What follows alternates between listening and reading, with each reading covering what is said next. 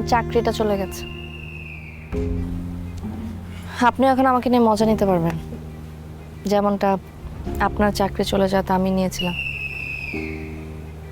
আমি এই প্রতিষ্ঠানটার জন্য কত পরিশ্রম করেছি জানেন? নিজের মান সম্মানের কথা চিন্তা না করে কিভাবে উন্নতি করা যায় সেটাই দেখেছি সবসময়। দেখেন, এক মুহূর্তের মধ্যে সব শেষ করে দিল। এত দিনের প্রশংসা, হাততালি, ফেম, ভিউ সব শেষ। আপনি না ঠিকই বলেছিলেন, প্রতিষ্ঠান কখনো আপন হয় না।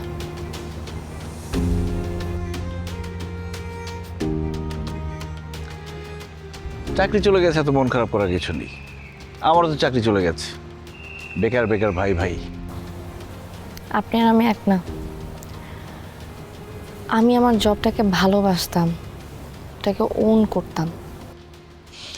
বুঝতে পেরেছি আপনার মন বেশি খারাপ। দেখি আপনার মনটা ভালো করা যায় কিনা।